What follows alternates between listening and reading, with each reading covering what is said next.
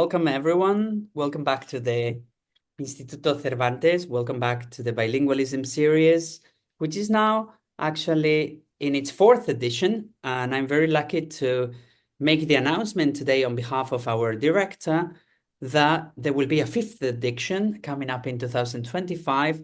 So stay tuned for that.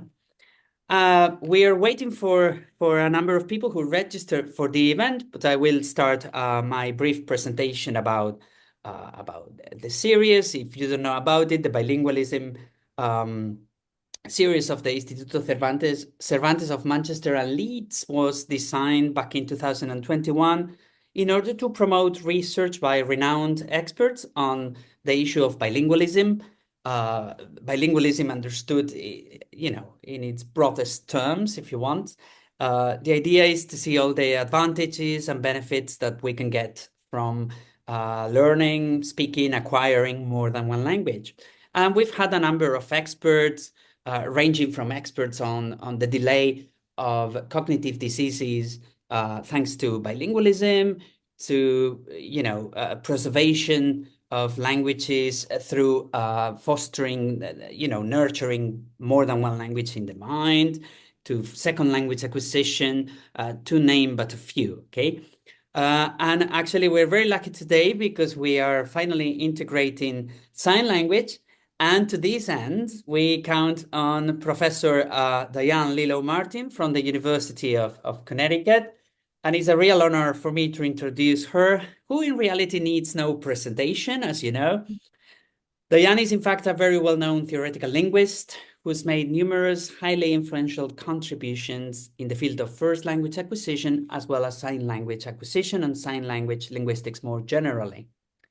Since her PhD dissertation back in 1986, that piece of work was supervised by Klima.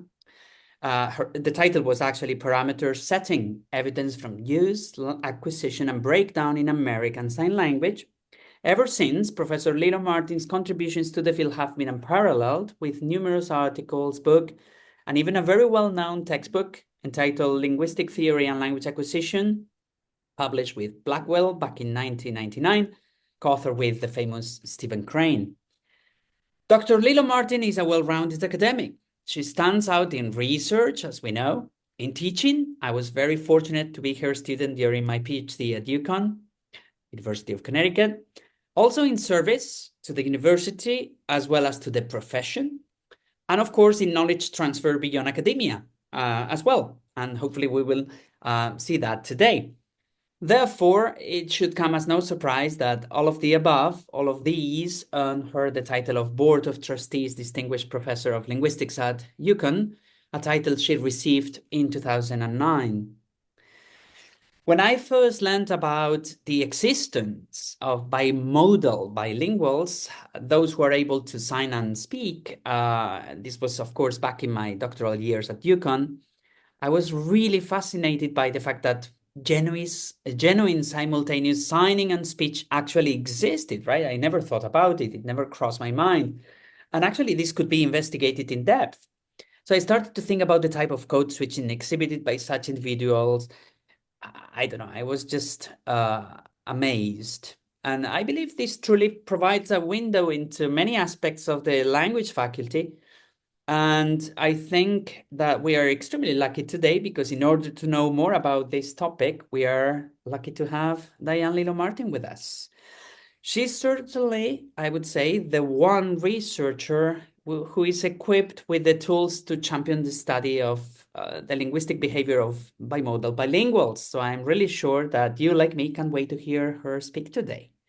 So without further ado, please join me in welcoming Diane to the Instituto Cervantes. Thank you very much. The floor is yours, Diane. Thank you very much, Julio. Muchas gracias.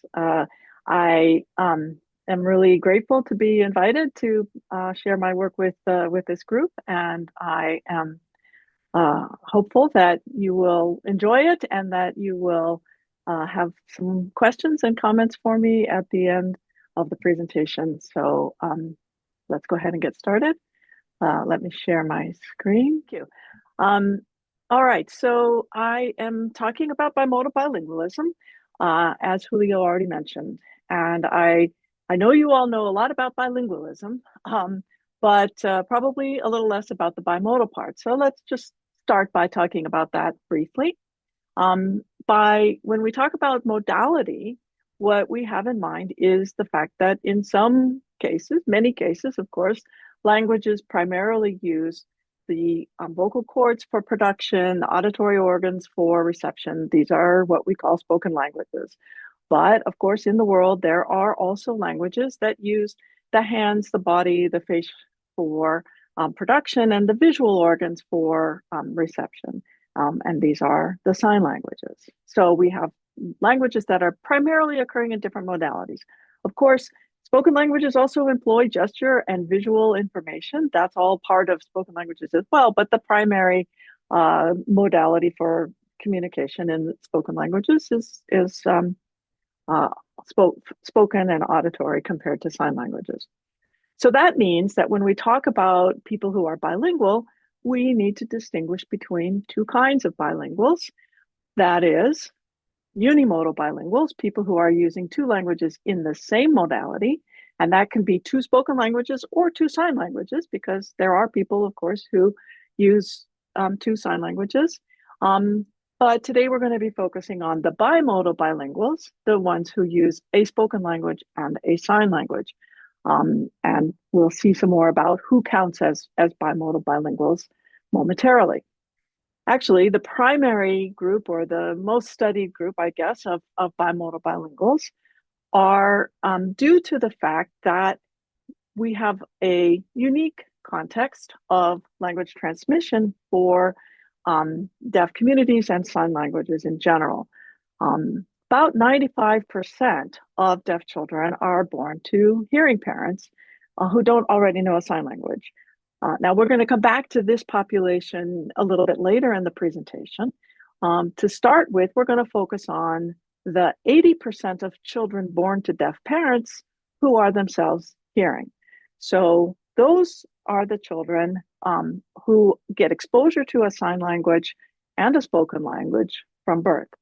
The name CODA is often used to refer to this group. It comes from an organization, a social group, who called themselves Children of Deaf Adults, CODA. And the children in this case initially refers to the adult children, because the group formed by adults who were talking about the fact that they grew up in this unique context where they had deaf parents who signed to them for the most part.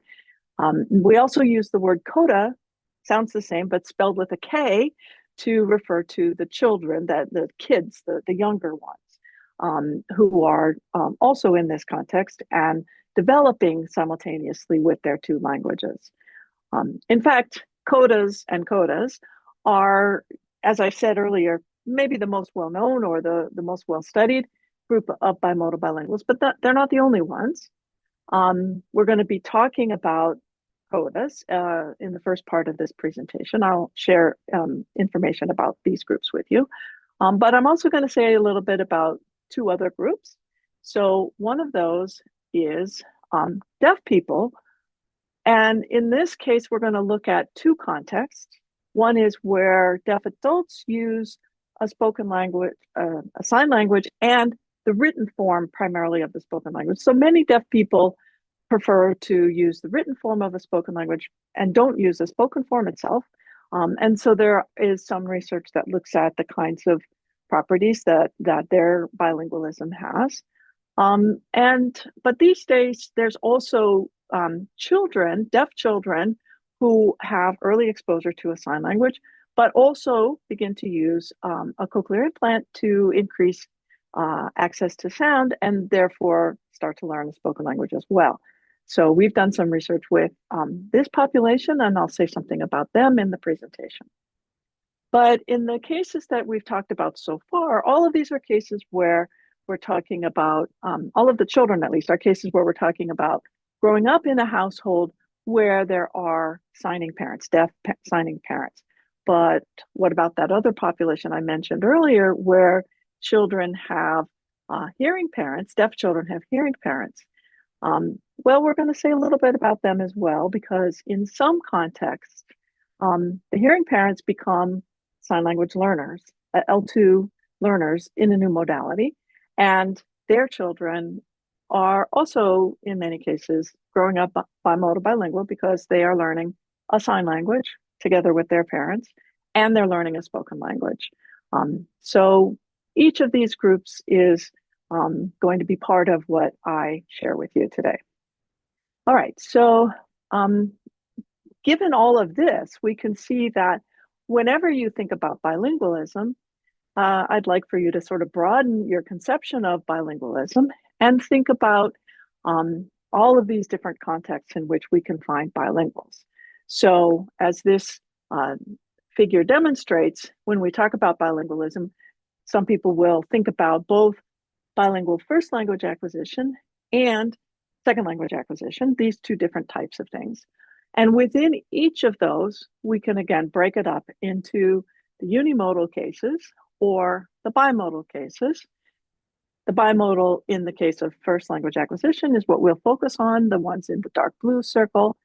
And then when we look at the second language acquisition cases today, we're going to be looking at the teal circle, where we have learners, parents who already have a spoken language and are learning a sign language as their second language in a new modality, L2, M2 in this case.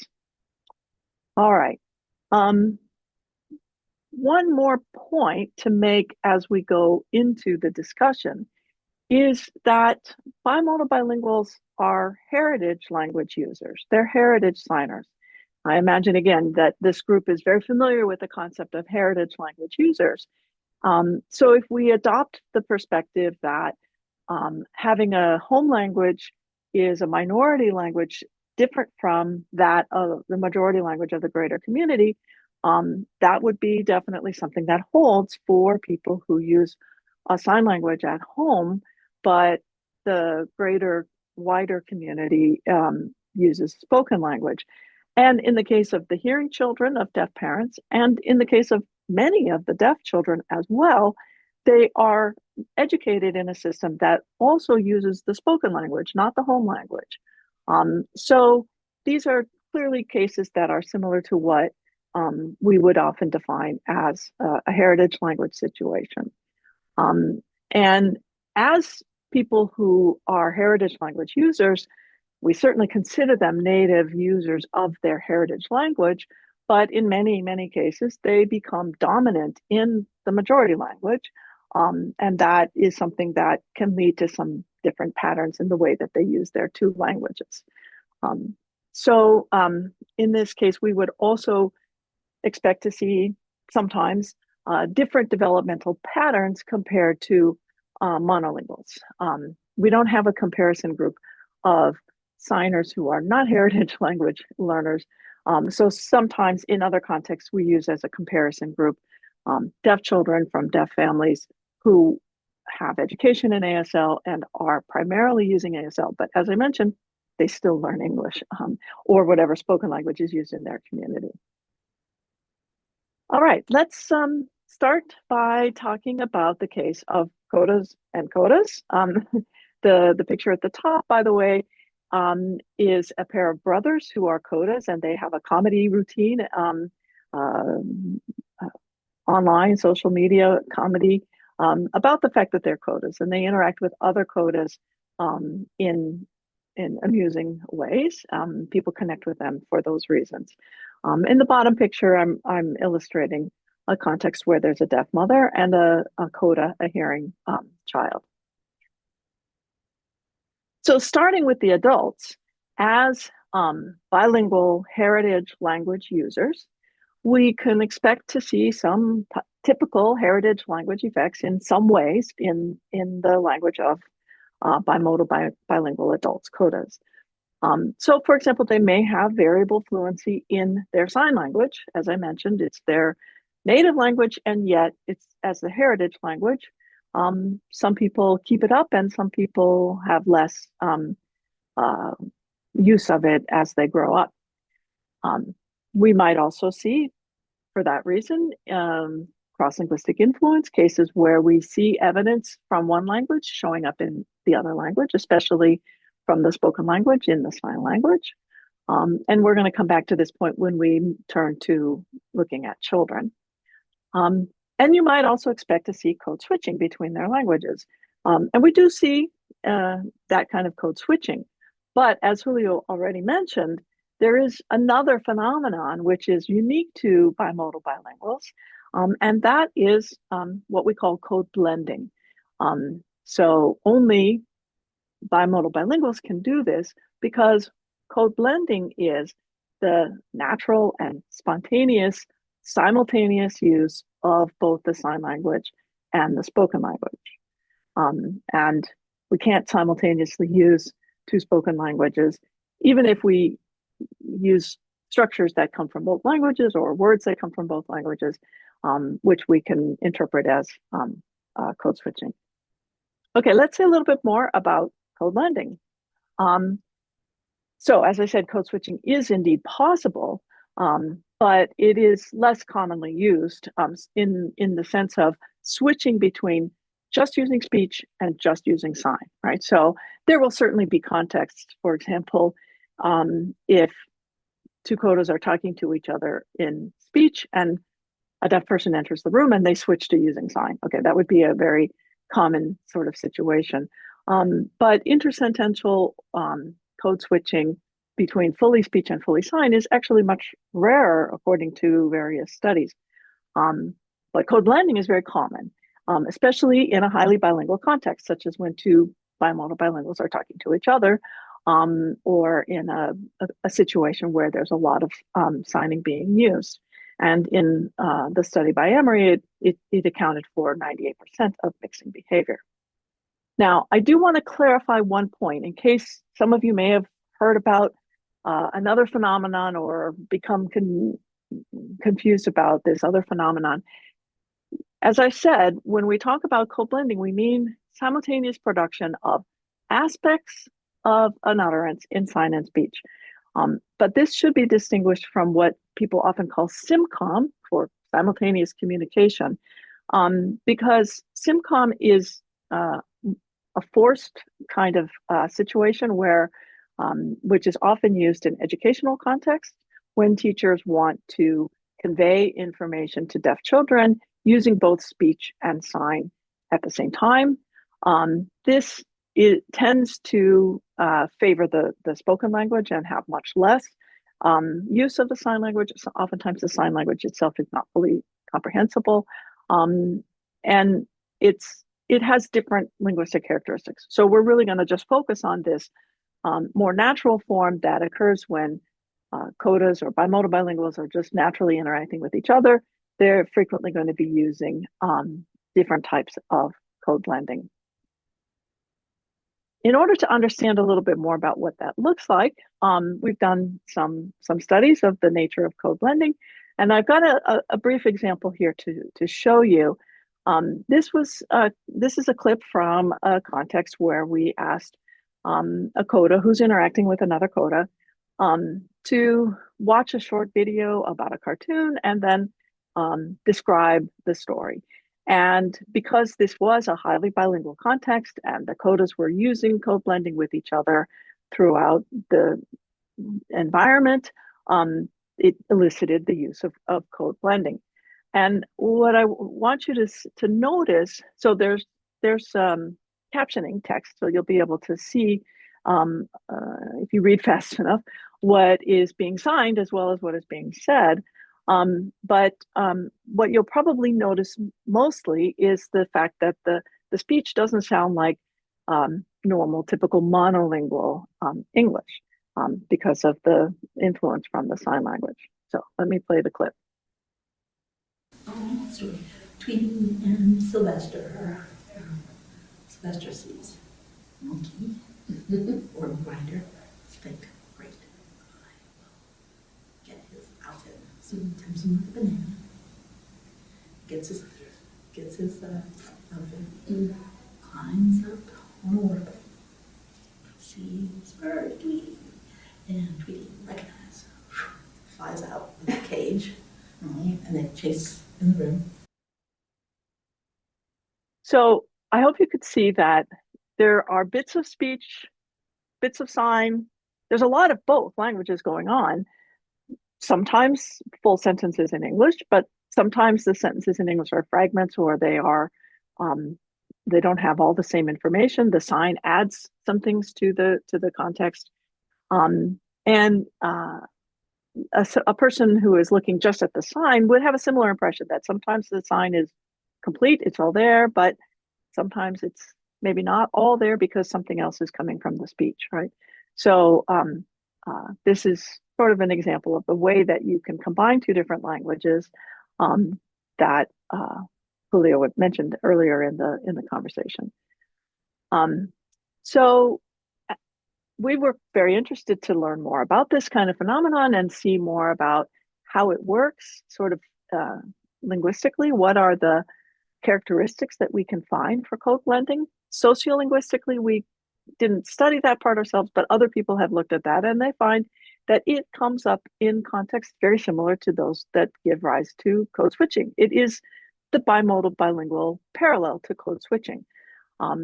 So we were interested to try to understand a little bit more about the constraints. In a series of studies, including some judgment tasks and some production tasks, we came up with the following generalizations. First of all, you might wonder, if you're doing two completely different languages in the hands and in the mouth, could you express something in the hands completely different from what you express in the mouth? Can you actually do that? You're probably not surprised to hear that you can't, that would not be allowed, that would not be considered grammatical, and people can't do it. It's just too cognitively taxing. But that's an extreme, right? The other extreme might be that you have everything matching up exactly between sign and speech, but I've already given you the impression that that's not always the case either. So somewhere in between, we have some kind of a constraint on what kinds of things you can do in sign versus speech. At the same time, what differences, how different can what's expressed in the two languages be?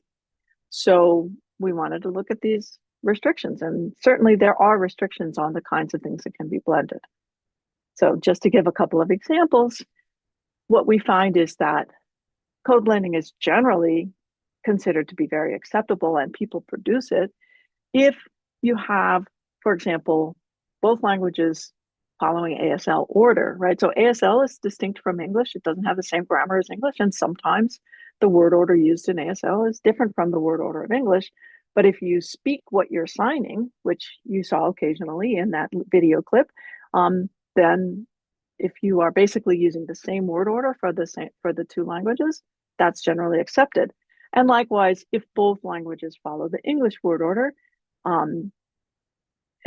again, even if it's not quite what you would normally use for ASL, or in the cases where the two languages overlap and have the same structures, that kind of code blending is generally fine. It is also possible to have some cases where the languages are using different structures or different orders. So for example, if you have a case where you have one order for one language and the opposite order for the other language, there are contexts where those kinds of differences at the same time can be produced. So here's one example of that. In this case, the production includes a verb followed by an object in English, that's the typical order of English, and an object and then a verb in ASL. So ASL generally, or in many cases, the default word order would be SVO, just like English, but it has many more opportunities for having the object come before the verb than English does. And this is one of those. So I'll play the video for you. This one doesn't have captions. You just can know what it says because of the transcript that's on the slide. The boy painted a picture. So she signed picture paint, but said painted a picture, right? That kind of thing is fine, is acceptable. However, if the different things that are being produced by sign and speech mean that you end up having different meanings in sign and speech, that is not acceptable. or if the structures are very distinct, right? Not just this change of the word order, but something that's much more distinct, that's not acceptable. So I'm going to give you an example of each of these. So here's an example where English uses an idiom. We were shooting the breeze, an idiom for having a conversation. But the ASL that's being produced in here is a literal word by word translation, which does not have the idiomatic interpretation. It means literally shooting the breeze, right? And that is completely unacceptable by codas who tell us about their language use. So I'll play the example. We were shooting the breeze. People always laugh when we show this one. And another example that people tend to laugh at is the next example, where English is using a passive structure. ASL doesn't have an exact analog to the English passive structure. And so in this case, we have English passive, but ASL using the active structure. And this is also rejected. The dog was bought by a family. Not an allowable kind of code blending. Okay, let's turn now to look at what happens when children are developing as codas with two different languages. So one of the earliest studies that looked at child development as codas looked at the question of vocabulary development. So you may have come across research that shows that sometimes it's hard to make a distinction or decide whether a certain word that a child may be using is from one of their languages or their other language because they're too close, they sound too similar to each other. That's not a problem when you are having a sign in one case and a spoken word in another case. So one of the earliest studies looked at vocabulary acquisition by children who were learning spoken French and the sign language used in Quebec, which is called LSQ. And what they found was that children achieved vocabulary milestones on par with hearing monolinguals in each of their language. Well, in their French, they didn't have a comparison group for the sign language. And other people have also found similar kinds of results in terms of early development. In fact, there are a number of studies that have looked at language development overall, and sometimes they find this sort of equal to monolingual development, but oftentimes they will find something that looks a little bit different because of the bilingualism. That's what we expect. We don't expect bilinguals to be exactly the same as monolinguals. Why should they be? So typical heritage and bilingual kinds of effects in terms of the structures. Now, I'm not going to go through all of these, but I'm going to give you one example of cross-linguistic influence that I mentioned before, because this is one of the topics that we studied in a project we were doing with young children.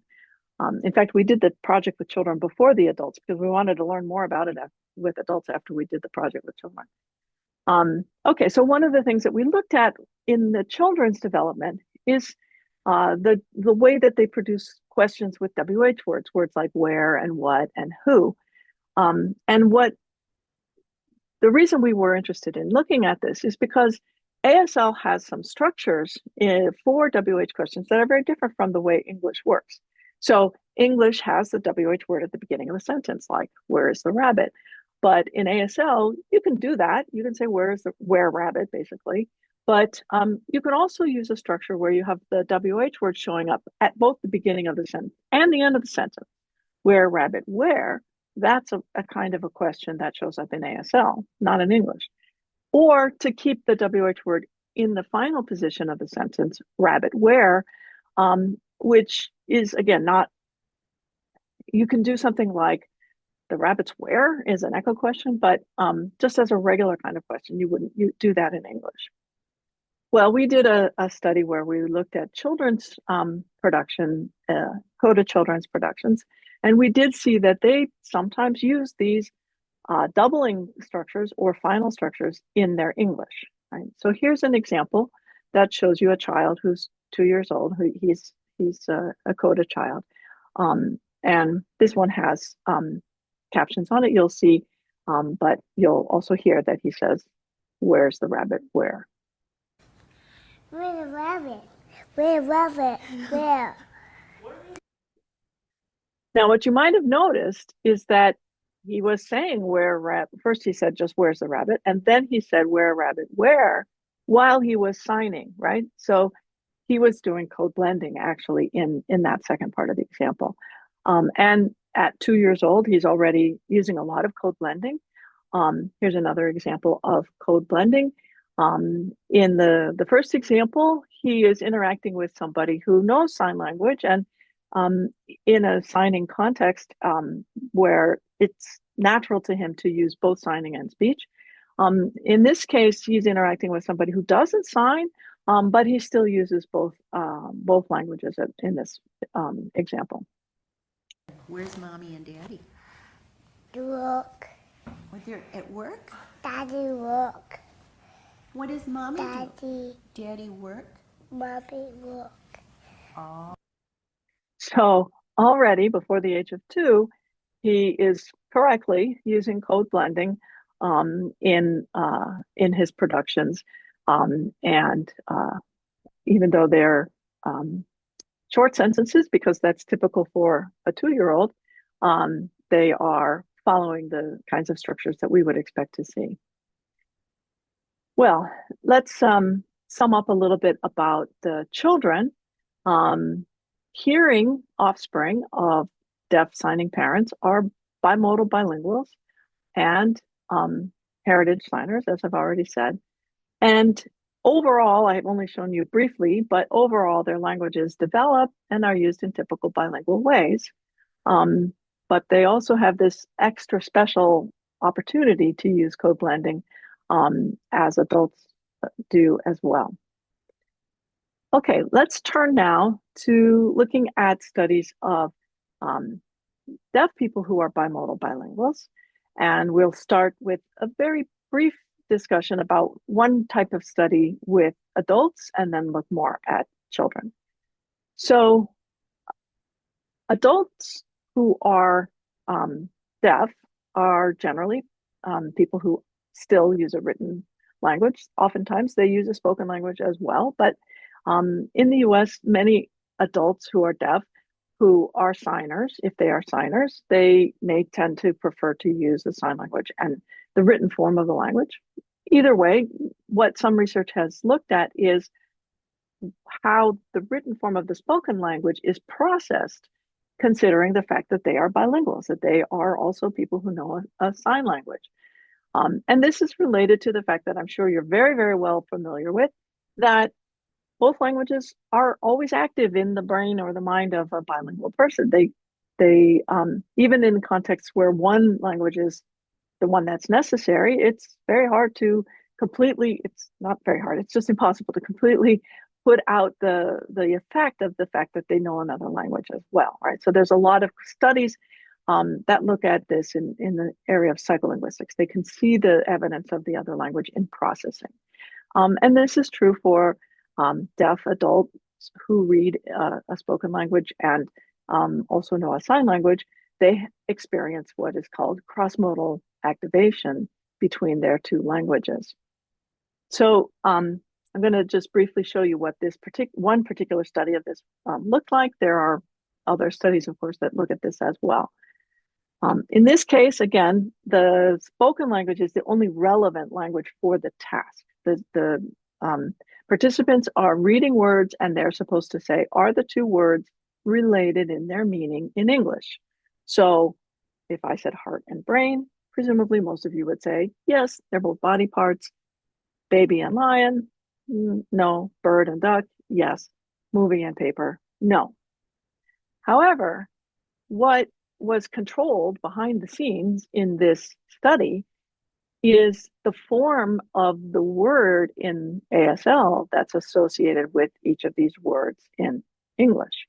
So in particular, as one example, the sign for movie, which looks like this, you can see it in the picture, and the sign for paper, they have formational similarities, right? They're not semantically related, but the way they're produced is similar because they both have the same hands and they have same sort of general neutral location, but they're different in terms of the movement of the dominant hand, as well as the well, this person is using it this way. So just the movement of the dominant hand.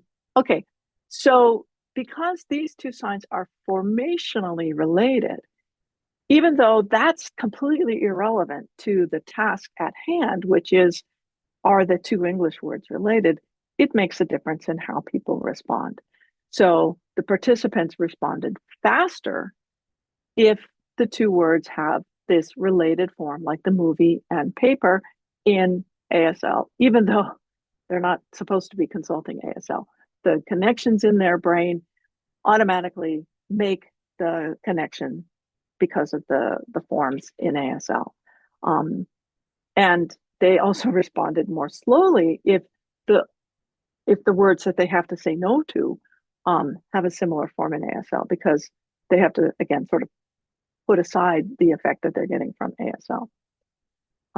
So this is one example of many studies that look at the effects of bilingualism, bimodal bilingualism for deaf adults. But now we're going to turn to children. So the context for deaf bimodal bilingual children is, in at least one context for this, is when children who are born to deaf parents who sign, so they get sign language input from birth at home. Now, they also receive a cochlear implant, or in some cases, a hearing aid, but anyway, some kind of technology that increases their access to sound. So you may or may not be familiar with how a cochlear implant works. It is something that will, again, increase the access to sound, but it doesn't make the acoustic event exactly the same as natural hearing. And it does require some specific training and learning to be able to process speech using a cochlear implant.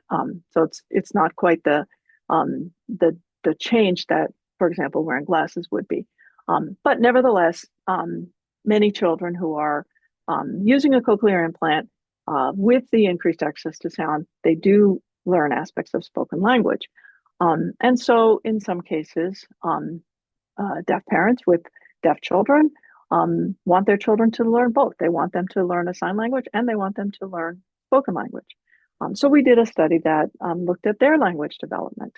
And one of the things that we looked at was sort of an overall picture of their language in both ASL and in English. We wanted to see how does their language progress. And in this particular study, what we found was that the ASL development was typical, on par for both the children with cochlear implants and hearing codas. So we used hearing codas as the comparison group because they're the right comparison group. They're also bilinguals, right? So in the graph, what you can see is that the triangles represent the children, the deaf children with CIs, and the circles, open circles, represent the hearing children, the codas, right?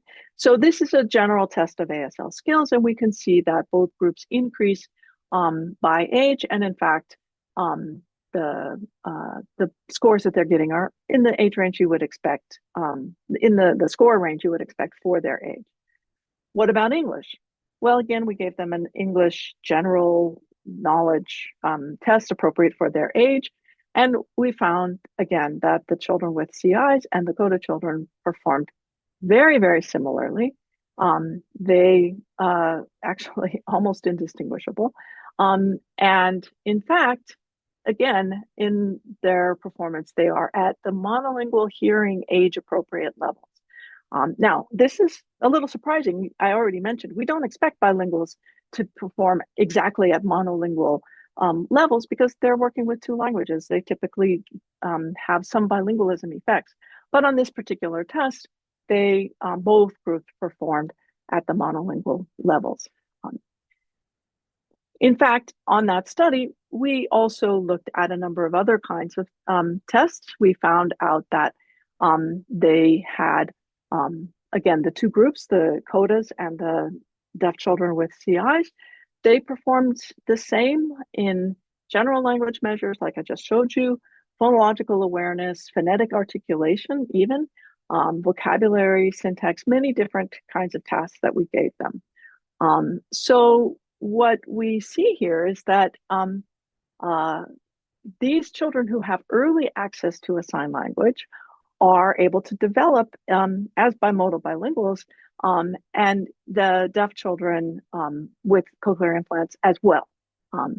I'll say a little more about why this is so important soon. We do see some typical bilingualism effects. So in other words, some ways in which the children are slightly behind compared to monolingual norms. Again, that's not to be worried about, this typical kind of bilingualism effect. In this case, what we measured was aspects of their production of spoken English based on their natural language usage. We had 3 different types of measures to see about their development of vocabulary and grammar. And in the plots, the yellow circles are an observation with a deaf child, and the blue circles are an observation with a coda. And what you can see is that they overlap a lot, right? The 2 groups are very similar to each other, and they develop along according to the age in very, very similar ways. This is labeled here as a typical bilingualism effect because on average, monolingual comparison group data are a little bit higher on each of these measures on average, right, for each of their ages. We're now doing some analyses of bilingual hearing children just to check how close bilingual hearing children are. All right, so to summarize what we've seen so far, we can say that with fluent sign input from birth and access to the sounds of spoken language, hearing children and deaf children, deaf or hard of hearing children, using cochlear implants, acquire a sign language and a spoken language along a typical timeline with the expected effects of bilingualism. Okay, now I mentioned to you a few minutes ago, that most deaf children are not born into this situation, right? This is a very rare and unique context for deaf children to have deaf parents and also to be getting a cochlear implant. So let's see what happens in the other context, the third context for today, which is when the parents are learning a sign language and their children are learning a sign language and a spoken language together with them. As I said before, this is the most common case. 95% roughly of deaf children are born to hearing parents. And in many cases, what has happened with children in this context is that their access to linguistic input is delayed. Well, in all cases, it's delayed because it takes a little while before parents even find out that their child has a hearing difference. And so they're not accessing spoken language for a while. And if the parents don't know anything about a sign language, they're not signing, the child is not being exposed to a sign language. So they have inevitably some period of time where they don't have access to linguistic input. And then even if they start to have input in a spoken language, the effects are actually quite variable. Okay, I'm going to have to get a lozenge. Sorry, my throat's getting a little dry. I'll be right back on screen. Okay, so there are a lot of studies that have looked at the effects of delayed access to language. And as I said, even if the family finds out their child is deaf and determines that they want to have hearing technology like a cochlear implant, typically that procedure is not done until about a year or sometimes more. And as I said, it doesn't automatically turn the child into a hearing child. They still have to go through a pretty special process of learning how to use it and how to understand language using it. And because of that, when people measure their spoken language outcomes, they're highly variable. Some children have on age equivalent language outcomes, and some of them fall behind to a greater or lesser degree, but it's really quite variable. And so children will go through this period, which some people call a period in which they have language deprivation. They're not being exposed to an accessible language. But they're still often advised, the parents are still often advised not to use the sign language because the medical professionals or the early interventionists believe that having a child start to sign will prohibit them from learning speech or will impair the way they learn speech. As we just seen, that's wrong because we saw that for the kids who have deaf parents, they don't have any trouble learning speech. But what about hearing parents? I mean, they don't already know the sign language. Can hearing parents actually provide the right kind of a foundation using a sign language? Because they don't already know it. They have to learn it also, right? And we know that deaf parents are better signers than hearing L2 language. Well, of course, they've been signing for many, many, many years. Of course, they're going to be better on in measures that people will take, right? So hearing parents may feel like, oh, I can't do that. I can't learn the language. I can't do well enough. And sometimes, again, the advice they get tells them not to even try. This is a quote from a person who gives advice to hearing parents. And what she says is that hearing parents could learn to sign, but very few people are going to be fluent and they're not going to be able to communicate complex information or complicated thoughts. But actually, new evidence says this is wrong. This is not the correct perspective to have about the possibility for hearing parents. In fact, it was based on no evidence, right? So we need to have some evidence. We need to look at this context. So that's actually what my research group is now doing. We are studying deaf children in these families where they're learning to sign together. And it's called the Family ASL Project. And I'll share a little bit about that project with you now in the last few minutes. What we do in this project is we work with families who have decided, they already decided to use ASL.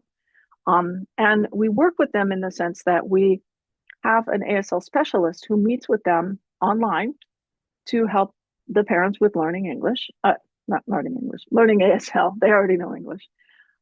So they support the parents and the children's development of ASL. And we measure how they're doing in both of their languages. So I'm going to show you a brief clip here that comes from one of the sessions where the ASL specialist is interacting with a family. So in this case, the mom is showing that they're eating crackers together. This is the sign for cracker, and they're talking about learning this sign. The child in the middle is the deaf child, and the sister is also participating and learning to sign. So you'll see how this progresses.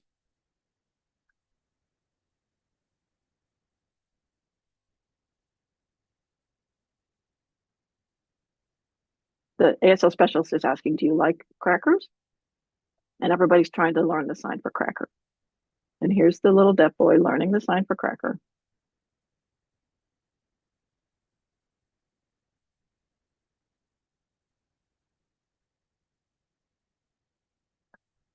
And mom says, he's looking for his elbow. This is hard for children to reach their elbow.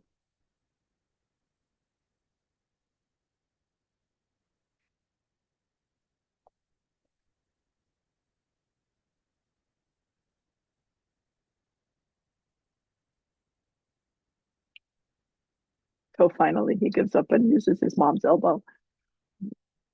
So this is another modality effect that a mother can manipulate the child's hands and the child can sign on the mother's body as well.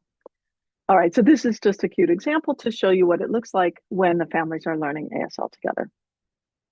I'm going to just take a couple of more minutes to give you some sample results. This project is actually still ongoing, so it's not completed yet, but I want to just give you some highlights.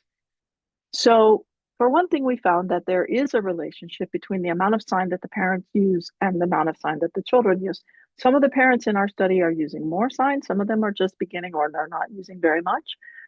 And when we measure, in this case, we measure how much ASL, how many words they know. This is a plot of how many words out of a list that they don't know. And what you can see is that there's a very tight relationship between the number of words unknown for the adult and for the child. So we can see that, yes, the fact that the parents are signing influences their children.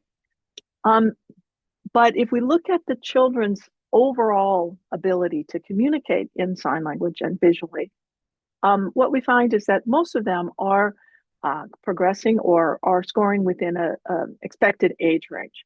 This is a task, this visual communication and sign language checklist. This task is used to, there are scores from children around the country who have early input to sign. And the mean from those scores are the ones in yellow across the middle, with the lines above 25% percentile above and below. And you can see that most of the children in our study whose scores are given here are within that range between 25%, just a couple of exceptions on that. So again, their development is progressing in their visual language. What about English? Yes, their language is developing in English as well. This is the scores from vocabulary comprehension test that uses standardized scores, which means 100 is what you would expect for a typical monolingual child. And the mean here is over 90. So they're within the range, the standard deviation range you would expect for monolingual hearing children.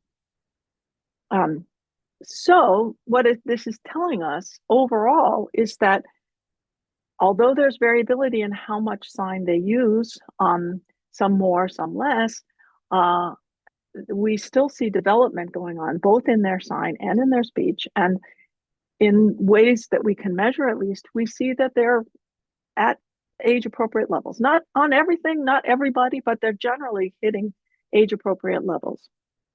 So the use of a sign language does not interfere with their development of speech. And that's important information to give to other parents.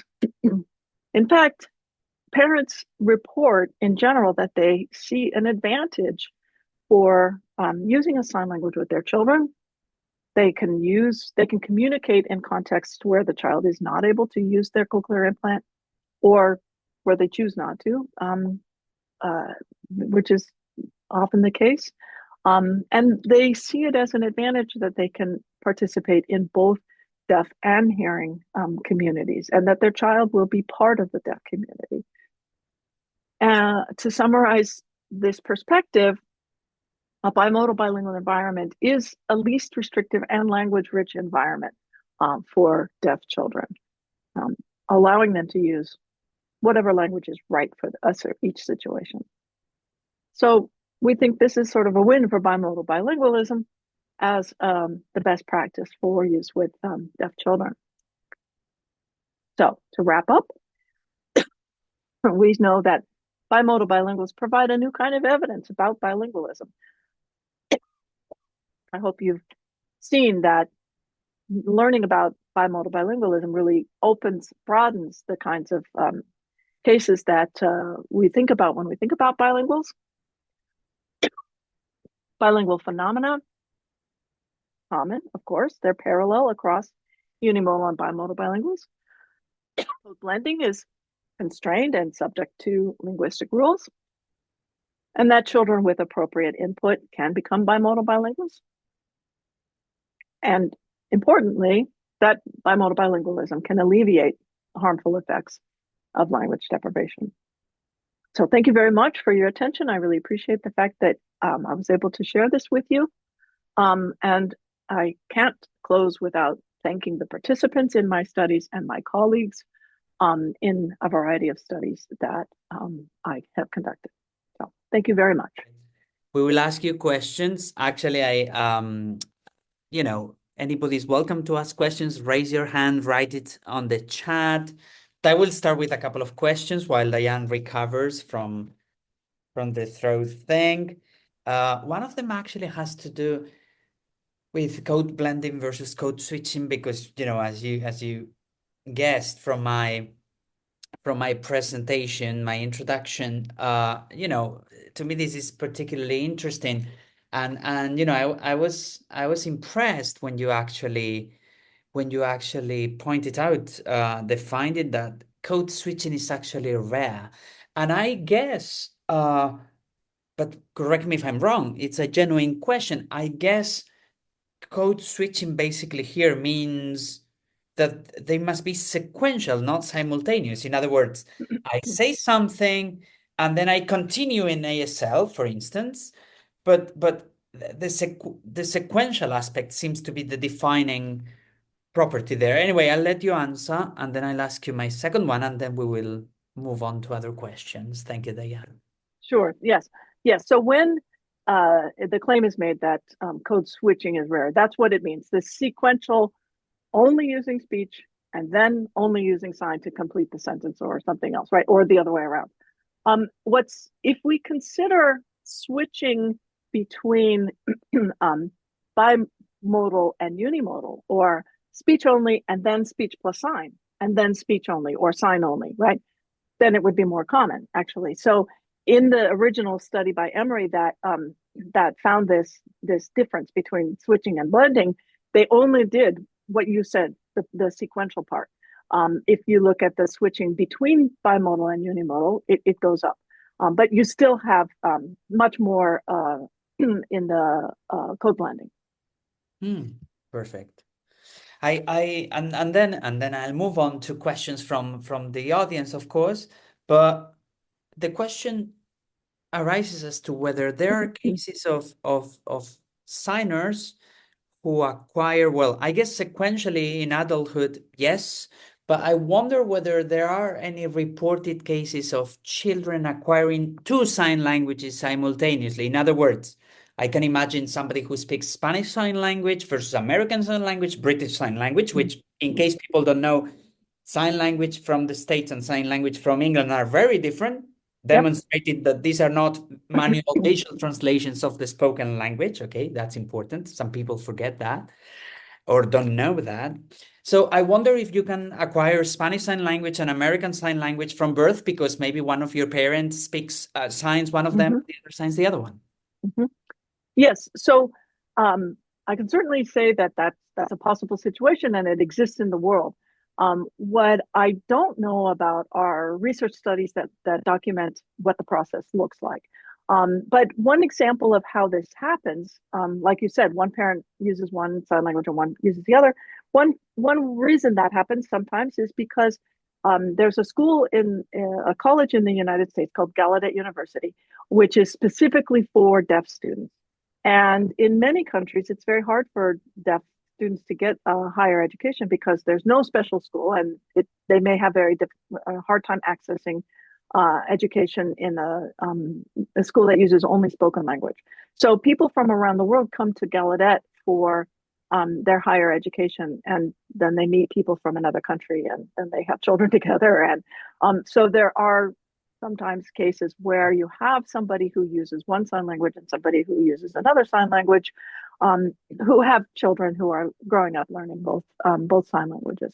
So I know of anecdotally of such cases existing, but I couldn't tell you anything about the acquisition process, and I think it would be a really interesting thing to look at.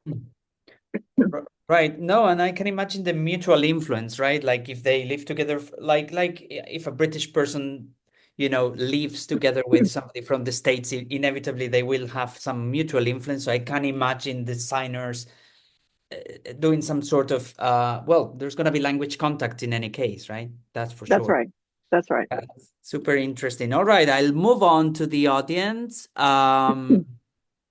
Questions?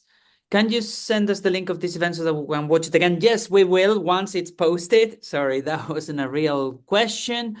Yes, a copy of the PowerPoint. Okay, one question is, how do we fund? Okay, it's an issue about funding. How do parents pay for those things, or are they paid by the state? How does the issue of funding work? Yeah. So for our research project that I described at the end, our family ASL project, there's no charge to the families. In fact, we pay them because they are participants in our research study. And we receive funding from the National Institutes of Health. But of course, that is only including a few people around the whole country, right? So how do parents get access to sign language in other contexts?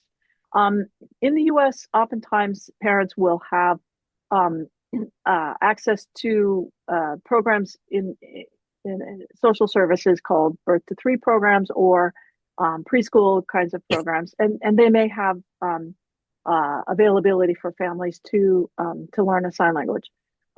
However, there's definitely not enough out there for them.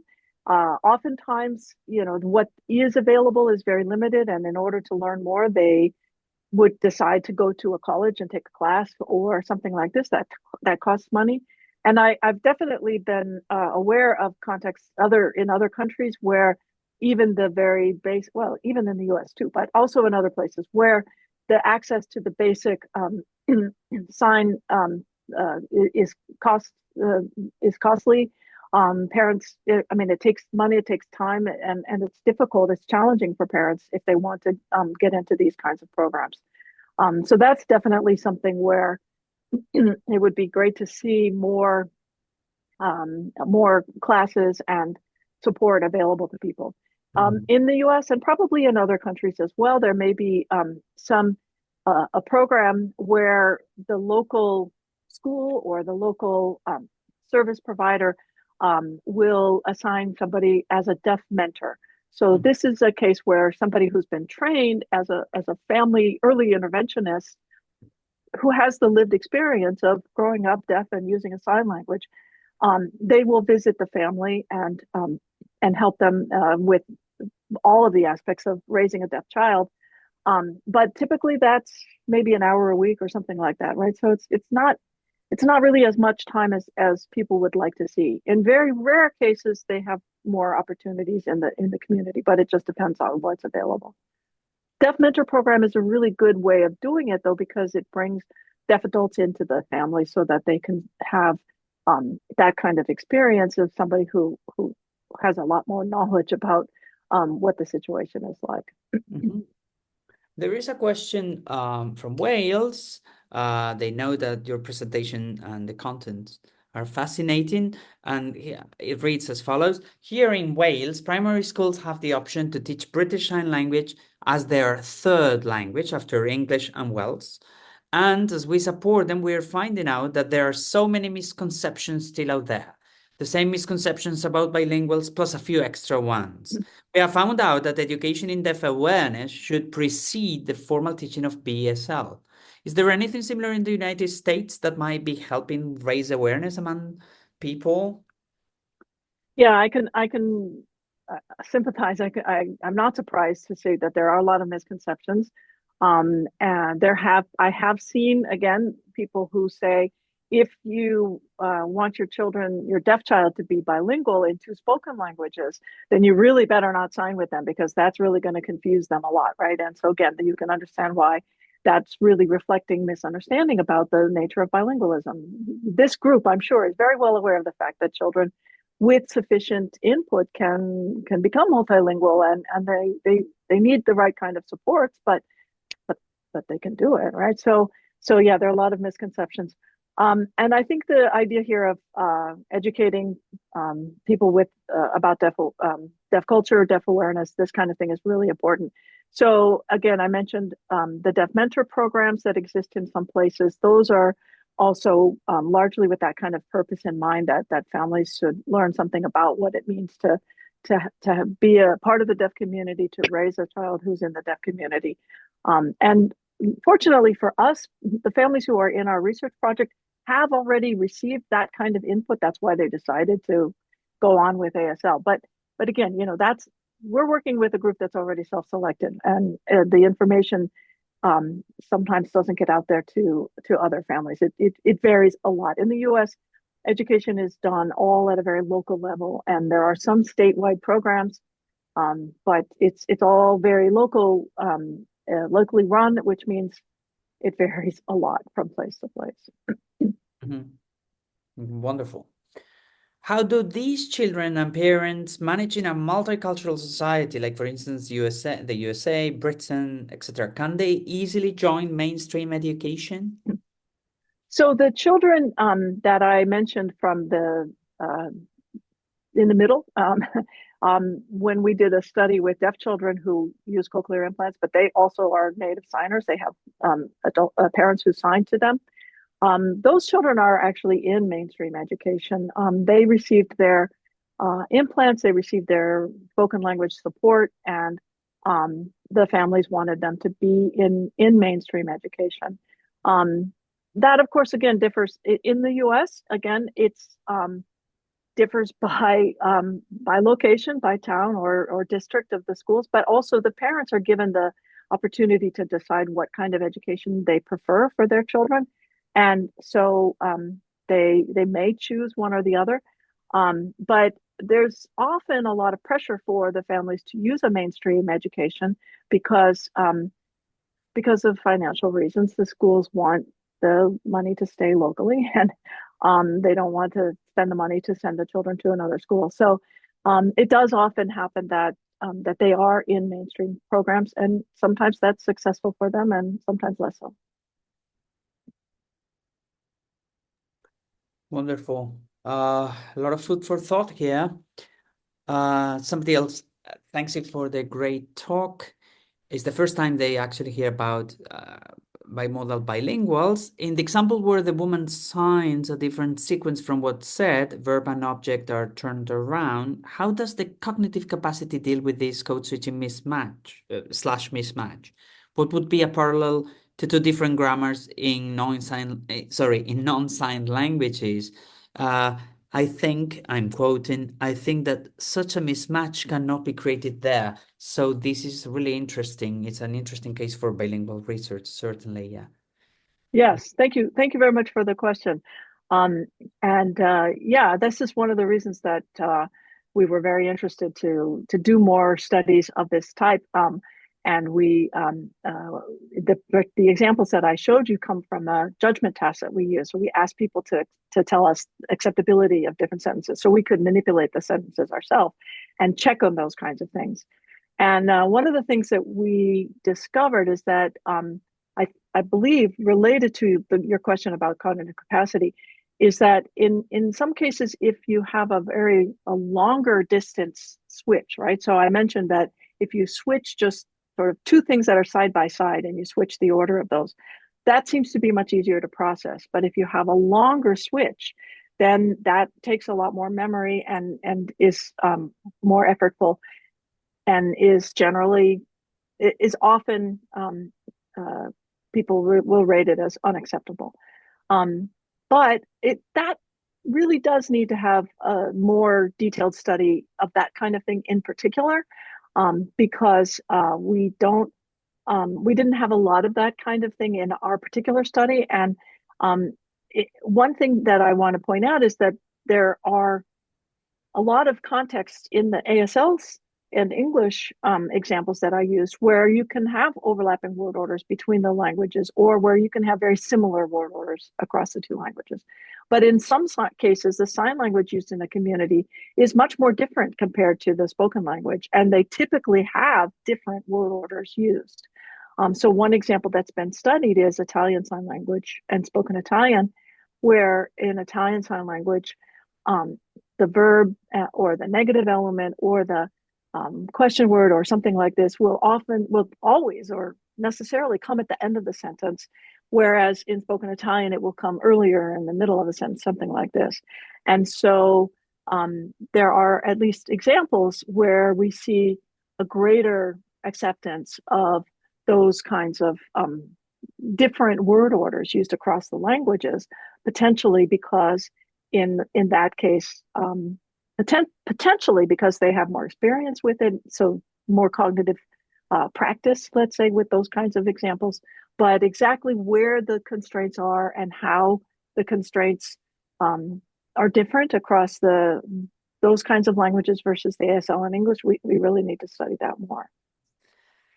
It's amazing. I could be asking questions forever, and I know, Diane, it's been a long day. Well, for you, it's still going. and we need to let you rest. I'm gonna double check if there are any questions we haven't asked you.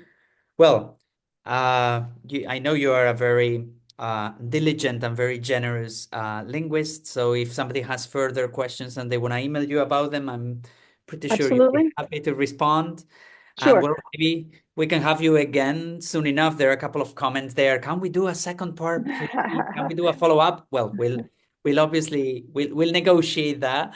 But certainly Diane is there, a big figure in the field, and we are very lucky that you have devoted most of your career to sign language, because I think that, the field has progressed a lot thanks to your work, Diane. I benefited a lot myself. So I'm very happy that I've been able to do it myself. And somebody asked about the slides. I'd be happy to share those as well.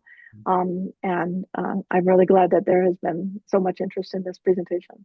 Certainly. I think there might be, Professor Liceras, do you have a question or a comment, or do you want to? Okay. I saw your camera on, so I was excited to She hear wants you. to say hi, I think. Oh, yeah. Hello, so good to see you. I'm very glad that all of you were here. Thank you. Wonderful. Thank you so much, Diane. Thank you, everyone, for your continued support and for your interest in particular today. And well, I don't know. I can just say thank you. Gracias, Diane. Gracias, everyone. Okay, thank you all. Keep in touch and Yes, see you likewise. soon. Bye-bye. Okay, Thank you, bye-bye. everyone. Bye.